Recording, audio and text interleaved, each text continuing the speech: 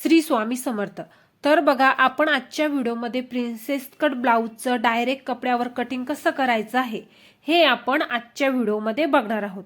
ठीक आहे, तर इथे बघा मी अस्तर घेतलेला आहे आणि त्यानंतर मापासाठी ब्लाउज घेतलेला आहे। ठीक आहे, त्यानंतर इथे अस्तर प्रेस करून घ्यायचं आहे, हे खूप महत्त्वाचा पॉइंट आहे। तर सर्वात आधी आपल्याला ब्लाउजची उंची मोजायची। तर उंची मोजण्यासाठी काय करायचं, बरोबर शोल्डरवर टेप ठेवायचा। हे बघा अशा पद्धतीने बरोबर जिथे आपली टीप येते तिथे व्यवस्थित टेप ठेवायचा आणि हलक्या हाताने ब्लाउज ओढून ब्लाउजची उंची मोजायची। ठीक आहे, आता बघा इथे सर्वात आधी उंचीचं माप टाकण्याच्या आधी सरळ एक लाईन ड्रॉ करून घ्यायची, जेणेकरून जर आपलं अस्तर खाली वरी असेल त्याच्यामुळे इथे सरळ रेष ओढून घ्यायची। त्यानंतर तयार उंची पाहिजे आपल्याला 12.5 इंच, तर 1 इंच वाढून घ्यायची, म्हणजे 13.5 इंच। हे कंपल्सरी आहे।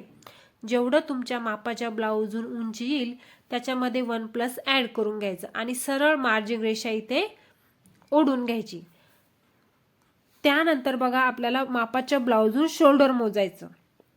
तर शोल्डर मोजण्यासाठी ब्लाउज निमुळतं सुद्धा ठेवायचं नाही आणि फाकतं सुद्धा ठेवायचं नाही, जसं आहे तसं ठेवायचं। आणि या बाहीपासून तर या बाहीपर्यंत शोल्डर मोजायचं। इथे बघा 10 इंच शोल्डर आलेलं आहे, तर 10 मध्ये 1+ ऍड करायचं, झालं 11 इंच आणि 11चं अर्ध घ्यायचं 5.5 इंच।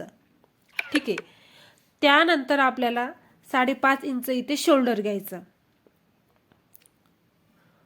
ठीक आहे, आता काय करायचं, परत एकदा खाली टेप ठेवायचा आणि 5.5 इंचावर मार्जिन करायचं आणि स्केल पट्टी घेऊन हे दोन्ही मार्जिन लक्षात ठेवून मार्जिन रेषा ओढून घ्यायची। त्यानंतर आपल्याला इथे आर्महोल घ्यायचा आहे 5.5 इंच। तर हा आर्महोल निशाण किती साईजला किती घ्यायचं हे जर तुम्हाला माहीत नसेल तर तुम्ही कमेंट करा। तुमच्या कमेंटनुसार मी नक्कीच तुम्हाला आर्महोलचा व्हिडिओ घेऊन येईल। त्यानंतर आपल्याला साईज मोजायची। तर साईज बघा 8.5 इंच। या पद्धतीने एकदम सोप्यातली सोपी पद्धत सांगत आहे। हे बघा आता 8.5 इंच म्हणजे 34 साईजचा ब्लाउज आहे। 34चा 1/4 भाग येतो 8.5 इंच। ठीक आहे, तर सारखंच आहे, तुम्ही एक भाग मोजला तरी चालेल। तर सर्वात आधी 8.5 इंच या पद्धतीने मार्जिन करायचं आणि परत 1.5 इंच शिलाई मार्जिन। अगदी नवीन शिकणाऱ्यांना सुद्धा सहज समजेल। 34चा 1/4 भाग करायला अवघड जातं, तर त्याच्यामुळे ही एक टेक्निक मी इथे सांगितलेली आहे आणि त्याच्यामध्ये याच्यामध्ये काहीच फरक नाही। त्यानंतर आपल्याला खाली इथे कमर मोजून घ्यायची। तर बघा 6 इंच आपला इथे कमर आहे, 6 इंच आणि 2 लाईन। ठीक आहे, जेवढी आली तेवढी घ्यायची, 6 इंच आणि 2 लाईन। त्यानंतर आपल्याला पाठीमागच्या डॉटसाठी 1 इंचाचं मार्जिन घ्यायचं, जे पाठीमागे डॉट टाकतो त्याच्यासाठी 1.5 इंच शिलाई मार्जिन। ठीक आहे, त्यानंतर इथे मार्जिन रेषा आपल्याला घ्यायची आहे ओढून। आता बघा, आता महत्त्वाचा पॉइंट, तर सर्वात महत्त्वाचा पॉइंट म्हणजे आर्महोल 1/2 इंच डाऊन जायचं। आर्महोल 1/2 इंच डाऊन गेल्याने तुमचा आर्महोल बाही एकदम व्यवस्थित बसते, कुठे बाहीला झोळ वगैरे येत नाही। त्यानंतर बघा पहिलं मार्जिन आर्महोल गोलाई 1 इंचाहून आणि दुसरं आर्महोल गोलाई 2.25 इंचाहून, दोन्हीच्या गोलाईच्या मध्ये अर्धा इंच आपलं अंतर असलं पाहिजे। ठीक आहे, त्यानंतर आर्महोल गोलाई सेप देऊन घ्यायचा। हे बघा फिटिंगच्या तिथे थोडंसं 2 लाईन मी डाऊन आलेलं आहे, म्हणजे हलक्या हाताने आपल्या लाईनच्या थोडंसं खाली आकार घेतलेला आहे। ठीक आहे, त्याने आपल्या बाहीमध्ये असं गच्चपणा येत नाही। त्यानंतर शोल्डर सुद्धा 1/2 इंच डाऊन करून घ्यायचं। शोल्डर 1/2 इंच डाऊन केल्याने आपलं शोल्डर उतरत नाही आणि आपल्या बॉडीला व्यवस्थित सेट होतं। त्यानंतर इथे 2.25 इंच मी गळा घेतलेला आहे आणि आता पाठीमागचा गळा मोजून घ्यायचा। शोल्डरवर ठेवायचा टेप आणि गळा मोजायचा। तर इथे 9 इंच आपला गळा आहे, तर आपल्याला तयार 9 इंच गळा पाहिजे, म्हणून मी इथे 9.5 इंचाचं मार्जिन घेतलं। अर्धा इंच मार्जिन वाढून घ्यायचं, हे कंपल्सरी आहे। जेवढा तुमचा गळा येईल त्याच्यामध्ये अर्धा इंच मार्जिन वाढून घ्यायचं। त्यानंतर 2.5 इंच इथे मार्जिन केलं आणि तिथे बॉक्स तयार करून घ्यायचा। ठीक आहे, त्यानंतर तुम्हाला गळ्याला पाहिजे तो आकार इथे देऊन घ्यायचा। तर इथे मी सिंपल गोलच आकार देत आहे। ठीक आहे, हे बघा आता आपला पाठीमागचा भाग आखून झालेला आहे। तर आता आपल्याला कटिंग करून घ्यायचं आहे. तर बघा आता इथे आपण कटिंग ज्या पद्धतीने मार्जिंग केलं तर इथे कटिंग करून घ्यायचं आहे. ठीक आहे. तर मी प्रत्येक व्हिडिओमध्ये म्हणत असते, जेवढं ब्लाऊजचं कटिंग महत्त्वाचं आहे तेवढं स्टिचिंग महत्त्वाचं आहे. ठीक आहे. तर इथे व्यवस्थित फिनिशिंग सोबत आपण ज्या पद्धतीने मार्जिंग केलं तिथे व्यवस्थित कटिंग करून घ्यायचं आहे.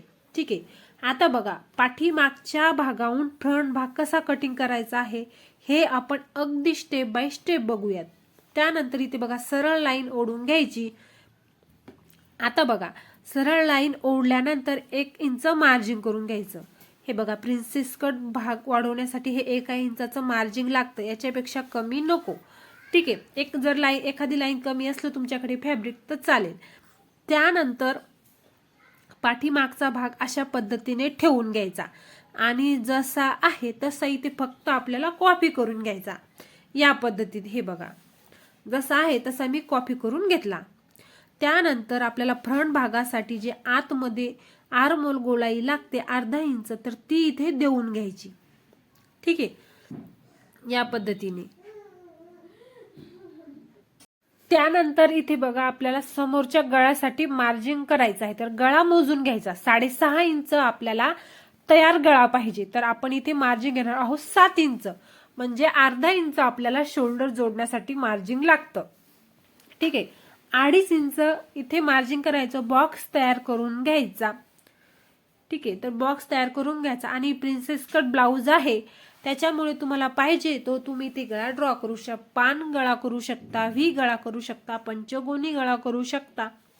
तरी ते मी गोलच गळा केलेला आहे. तर माझ्या कस्टमरची डिमांड असते त्या पद्धतीने मला कटिंग करावं लागतं.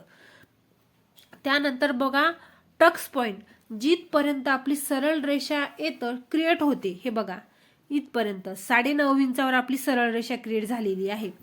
तर 9.5 इंचावर आपला पप पॉइंट आहे. ठीक आहे. जिथे आपला पप पॉइंट कुठे सरळ रेषा जिथपर्यंत येते त्याला म्हणतात पप पॉइंट.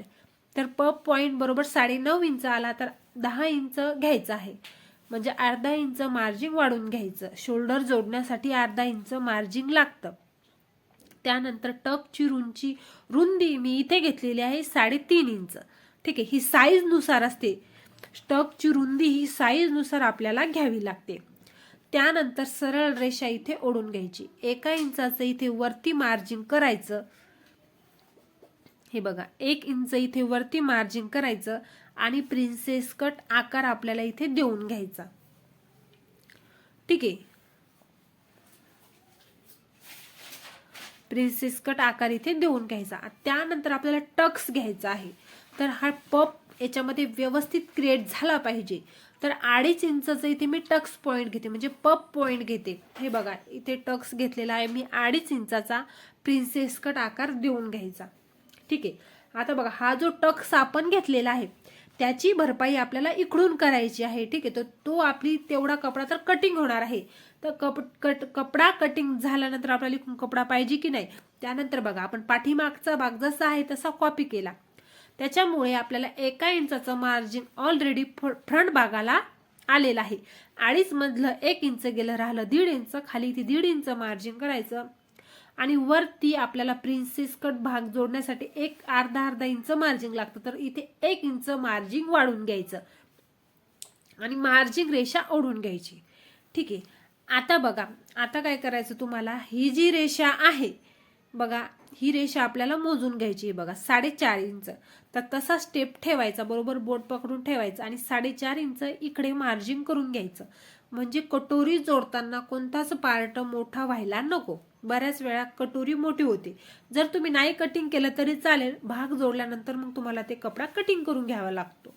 ठीक आहे. एवढाच फरक आहे याच्यामध्ये. तिरपी रेष अशा पद्धतीने देऊन घ्यायची. या बाजूने सुद्धा अशी हुक आहे पट्टी थोडीशी लुकमध्ये येण्यासाठी थोडंसं वरती आकार अशा पद्धतीने देऊन घ्यायचा. आणि आता आपल्याला इथे कटिंग करून घ्यायचं आहे व्यवस्थित. ज्या पद्धतीने आपण मार्जिंग केलं त्या पद्धतीने व्यवस्थित इथे कटिंग करून घ्यायचं आहे. ठीक आहे. इथे बघा आता आपलं कटिंग झालेलं आहे. तर पाठीमागच्या भागाचा जो गळा कटिंग बाकी आहे तो सुद्धा आपल्याला इथे कटिंग करून घ्यायचा आहे. ठीक आहे, तर आता बघा मेन फॅब्रिक मी कसं कटिंग केलेलं आहे, सगळीकडून शिल्लक जागा ठेवलेली आहे. कधी पण मेन फॅब्रिक कटिंग करताना थोडं थोडं शिल्लक ठेवून कटिंग करायचं आहे. हे बघा पूर्ण पार्ट मी त्या पद्धतीने कटिंग केलेला आहे. मैत्रिणींनो, व्हिडिओमध्ये काही अडचण आली तर मला कमेंट करा. तुमच्या कमेंटनुसार मी नक्कीच तुमचा प्रॉब्लेम दूर करण्याचा प्रयत्न करील. आणि जर तुम्हाला माझा व्हिडिओ आवडला तर चॅनलला लाईक करा, सबस्क्राईब करा. धन्यवाद.